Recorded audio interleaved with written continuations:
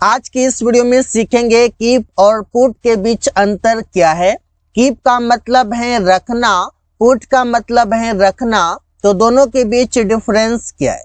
जैसे मैं दूध फ्रिज में रखता हूँ, I keep milk into the fridge. मैं दूध फ्रिज में रखता हूँ, I put milk into the fridge. Sentence कौन सा सही है? कीप का प्रयोग किस सिचुएशन में, किस कंडीशन में, क्या स्ट्रक्चर होता है, और पुट का प्रयोग किस सिचुएशन में, किस कंडीशन में, क्या स्ट्रक्चर होता है, आज की इस वीडियो में सीखेंगे। कई सारे लोग समझते हैं कि कीप और पुट दोनों का एक ही जगह पर प्रयोग कर सकते हैं, कोई दिक्कत नहीं है। कुछ इसमें डिफरेंस है, कहीं पर कीप प्रयोग किया जाता है तो कहीं पर पुट प्रयोग किया जाता है। कीप का कंडीशन अलग है, पुट का कंडीशन अलग है, तो वो कंडीशन क्या है, सिचुएशन क्या है, आज की इस वीडियो में सीखने वाले हैं। यूज ऑफ कीप, और कीप का मतलब है रखना। अगर मैं बात करूं पुट का, तो पुट का भी मतलब होता है रखना। तो दोनों में डिफरेंस क्या है?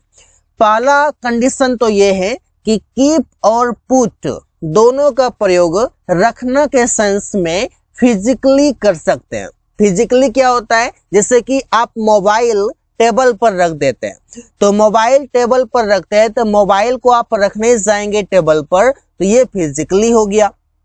इसी तरीके से बोल सकते हैं कि किताब टेबल पर रखते हैं, तो किताब को टेबल पर रखते हैं तो ये फिजिकली हो गया। फिजिकल रूप से अगर आप कोई काम करते हैं और वहां पर रखने की बात हो, तो वहां पर कीप और पुट दोनों वैलिड है, दोनों का प्रयोग कर सकते हैं।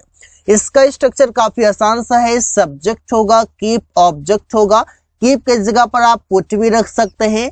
कीप और पुट के थोड़े वर्ब फॉर्म्स देख लेते हैं। जैसे कि कीप का V1 कीप होता है, V2 केप्ट होता है और V3 केप्ट होता है।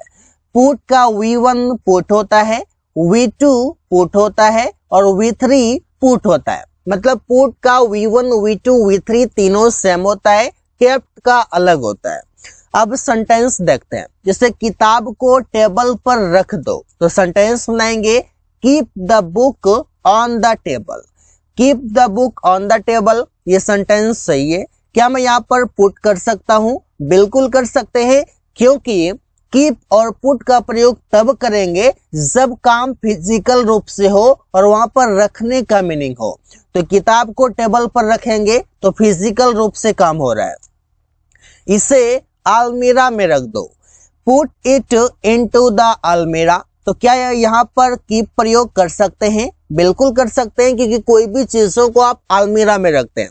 जैसे मैंने चाबी अलमीरा में रख दिया, तो चाबी को अलमीरा में रखने जाएंगे तो वहां पर फिजिकल काम हो रहा है, फिजिकल काम हो रहा है, रखने का सेंस है, तो रखने के लिए कीप और पुट दोनों प्रयोग किया जाता है।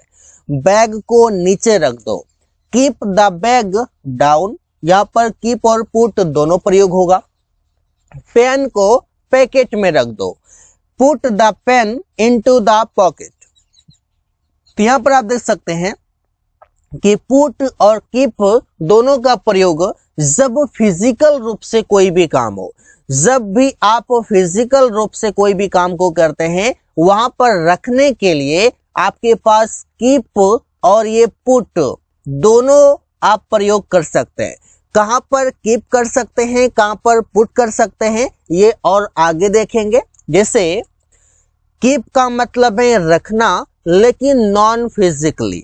नॉन फिजिकली का मतलब है कि कोई भी काम को आप फिजिकल रूप से जाकर नहीं करेंगे, जाकर फिजिकल रूप से जाकर नहीं रखने की बात है, वहां पर कीप का होता है। जैसे एग्जांपल देख लेते हैं। सब्जेक्ट कीप ऑब्जेक्ट, ये स्ट्रक्चर हो गया। एग्जांपल, इसे अपने तक रखिए। जैसे कि समझो कि मैंने कुछ सीक्रेट बातें बताया, मैंने कहा इसे अपने तक रखिए, इसे दूसरों को मत बताइए। तो वहां पर इसे अपने तक रखिए मतलब क्या है? नॉन फिजिकल वर्क है। यहाँ पर किससे प्रयोग करेंगे? Keep it to you. क्या यहाँ पर पुट प्रयोग कर सकते हैं? पुट इट टू यू नहीं, क्योंकि जब नॉन फिजिकल वर्क होता है तो वहां पर सिर्फ का सिर्फ कीप प्रयोग होता है, वहां पर पुट प्रयोग नहीं होता है। और जहां पर फिजिकल वर्क होता है वहां पर कीप और पुट दोनों प्रयोग होता है। जैसे इसे ध्यान रखिए, या इसे ध्यान में रखिए, इसे दिमाग में रखिए, इसे बोलते हैं। तो कैसे बोलते हैं? Keep in mind. ये बहुत ही फेमस बोल सकते हैं कि ये सेंटेंस है कीप इन माइंड। इससे कई सारे लोग बोलते हैं कीप इन माइंड, मतलब इसे ध्यान में रखिए, इसे दिमाग में रखिए। यहाँ पर रखने की बात जो है फिजिकल रूप से रखने की बात नहीं है, इसलिए यहाँ पर कीप का प्रयोग होता है।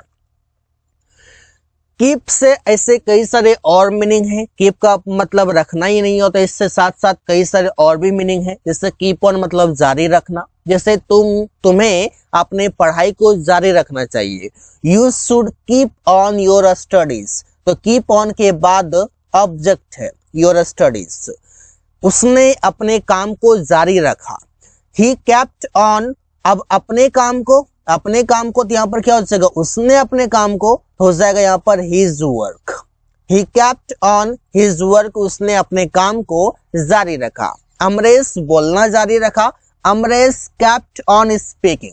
मैं बता दूं कि जब भी आप कीप का प्रयोग करते हैं या कीप ऑन का प्रयोग करते हैं, इसके बाद V4 आता है या फिर कोई ऑब्जेक्ट आता है। यहाँ पर ना तो V1 आएगा, ना तो V2 आएगा, ना तो V3 आएगा। ये तीनों रॉन्ग होगा और सही क्या होगा? V4 होगा या फिर कोई ऑब्जेक्ट।